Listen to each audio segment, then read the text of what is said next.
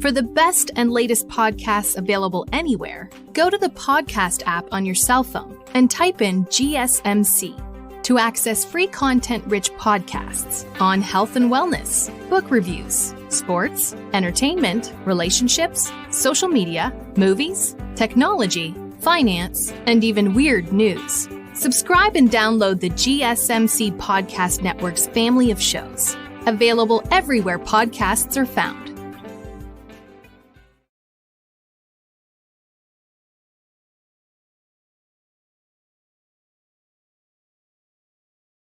Hello, hello, hello. All right, we're back. This is your boy Eric here with the GSMC Wrestling Laureate Podcast presented to you by the GSMC Sports Network. Just going to touch on what we talked about earlier. We talked about a little bit of our WWE SmackDown review and Monday Night Raw preview and what it means for WrestleMania. We also talked about Sting's interview with JBL and why exactly he did not want to come to WWF after WCW was bought out by Vince McMahon. And to kind of end it all, we're going to talk about the WWE Hall of Fame class of 2024. So let's get started. So April 5th, it's going to be aired April 5th, 10 p.m. Eastern time on Peacock. Of course, being inducted is Hall of Famer Paul Heyman. Obviously, Paul Heyman, kind of speaks for himself. He's, been the advocate for Brock Lesnar for so long, and that's not the huge reason why. Well, that's probably what wrestling fans now would, believe why he's being inducted. But you have to realize, this guy was the promoter of ECW. He was also ECW meant a lot to this guy. This was essentially kind of Paul Heyman's blood, sweat, and tears. He was the Jim Ross of commentating, plus the Vince McMahon, enforcer of the ECW brand. Which it's pretty huge, carrying an organization on your back for the longest time, with the Sandman, just incredible. You also had Sabu and Terry Funk. You had a bunch, RVD, Dudley Boys. There's a lot of ECW wrestlers that probably could have made it better in the WWE, but didn't. And obviously, kind of reference toward that last segment, but ultimately, ECW didn't really made it up to the T, and Paul Heyman was eventually, he came into the WWE. Why? Because like any person, you do it because you need a job, and you have a passion, and you have a just strive to make wrestling better. And I believe Paul Heyman was part of the creative, and he really did make wrestling better. So we have Bull Nakano. She's an all Japan's wrestling women's pro wrestler. Obviously, when she wasn't wrestling here in the States, she was, kicking butt, taking names in the New Japan Wrestling, kind of like that boundary line. But I don't know, you kind of have to respect some of these women's wrestlers that kind of paved the way for women's wrestling now, especially during Bull Nakano, where and what I know, but back in the WWF era. Where women's wrestlers weren't really wrestlers, they were divas, and they had weird match stipulations. I'm not going to get into it because this is a PG show, so Google it. I'm just kidding. No, but and she just basically said hey, women can kick butt too, dude. Women could put butts in the seats, and you see it now with Charlotte Flair. You see it now with Becky Lynch. You see now here with why they paid Mercedes Moné so much money is you can put your organization on the back of a woman. And it's not it's not going to be detrimental toward the organization or the brand or any kind of marketing techniques. It's going to be because people have an appreciation for women now in the wrestling scene as opposed to back in the day. And I think Bull Nakano was a little, before her time, but it's nice to see her in this class where she belongs. Moving on, so we have the U.S. Express, exciting duo during the 80s.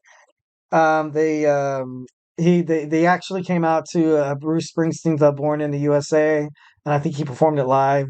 But you had these two guys that were all, all American.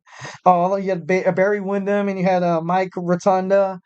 And they were just entertaining as hell to watch during the 80s. I know, during, wrestling, growing up, I kind of grew up on, middle 90s, late 90s. but I hear like a lot, for me, like hearing Hulk Hogan being like a kind of like a, I don't know, kind of like being the guy. I was kind of like, really? Like that's crazy. Like the dude wore, he had a walrus mustache and a wag bandana. Like no, but I don't know. And then like just watching, wrestling a little bit, how it is now and kind of how it depicts sort of the techniques during the 80s. You kind of have to respect the growth. And like when you see something that eventually formed as successful as the WWE is right now, you have to learn to appreciate like, the forefathers of it. Like, you know what I mean? You got to show respect. So, good for the US Express. So we have Muhammad Ali. We talked about this before in a prior podcast, how this guy was basically like the introduction of WWE, kind of reaching out to celebrities, icons, basically people that weren't wrestlers or that were kind of outside the sport. And it just kind of kicked it all off. And I mentioned like Floyd Mayweather, Mike Tyson, and you see Logan Paul now.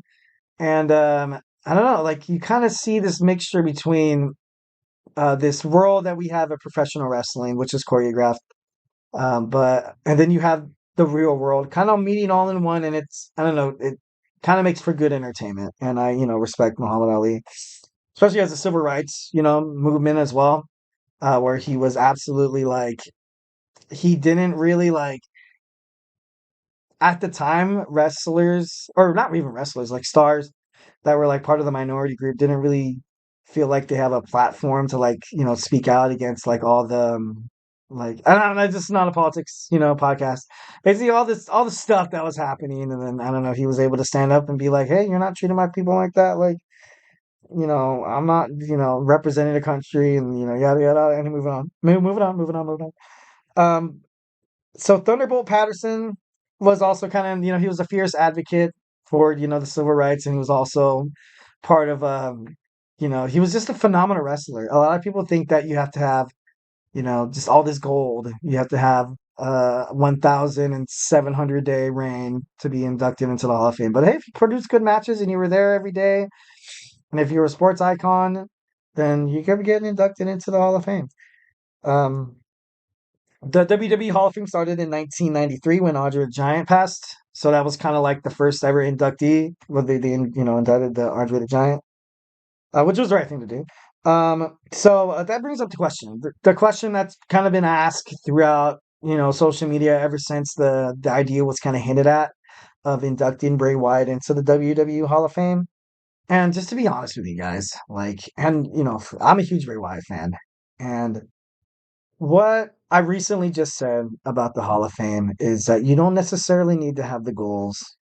You don't necessarily need to have all like the championships. You don't necessarily need to have all like the, kind of like Shawn Michaels and Triple H and The Rock kind of have the organization. No, no. You don't need all that. You just need to make an impact into the world of wrestling. And Bray Wyatt did exactly that. And let's look at some of the people that are inducted into the Hall of Fame. Or you had Ozzy Osbourne inducted into the Hall of Fame. You had Kane. Kane, honestly, I think Bray Wyatt's probably had at least like some of the same accolades as Kane has. You have Goldberg, Jeff Jarrett, Mark Henry. Like these guys weren't like these Roman Reigns type figures or Triple H or the occasional champion.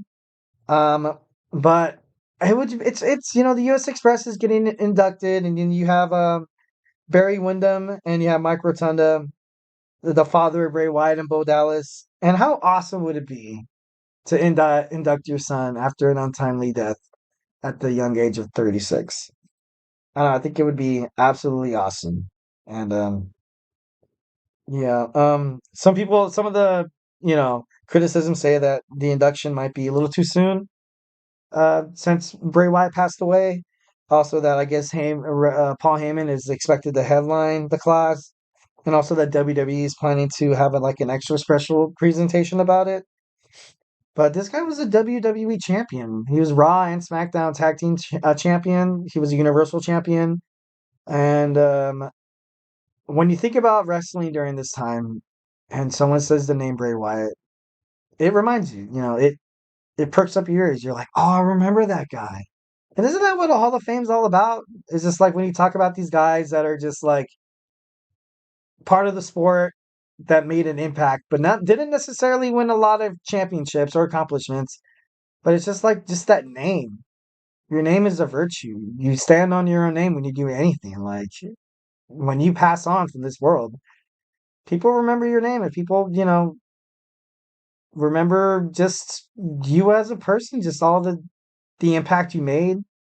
And like, and kind of looking into a couple of examples of, sports, like you had Charles Barkley was an 11-time All-Star, didn't win nothing. You had Elgin Baylor, he averaged 27.4 points a game, which is pretty crazy. You had Ken Griffey Jr. for the Seattle Mariners, making them like a huge prominent baseball team back in the 90s. You had Tony Gonzalez, he had 1,325 catches, and he ranks third in the NFL. Didn't win anything, but managed to kind of, that Hall of Famer. He's a Hall of Famer. And Jim Kelly, Michelle Kwan, Dan Marino, Barry Sanders, all of these people are huge names in the sports entertainment industry and didn't necessarily win the brass ring. So my argument is that what's the big deal if you let Bray Wyatt into the Hall of Fame? Like, I don't think it should be that controversial. You have this guy who obviously did so good for wrestling, got people into wrestling, kind of introduced that Sting and like Undertaker, like kind of like creepy but yet entertaining. You can't take his eyes off him, and not a lot of people could do that.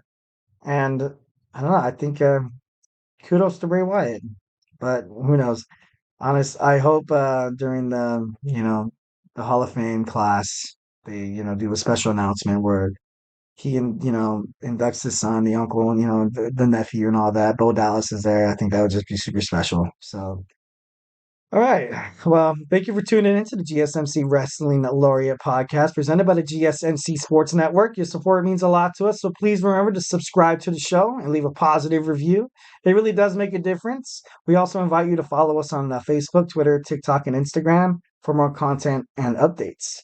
Once again, if you love wrestling, you'll love this podcast. If you stumbled on this podcast looking for sports, we also have my man Nelson with basketball, Kenneth in football, Sam in baseball, Thomas college sports. You have the Andrew Tate podcast.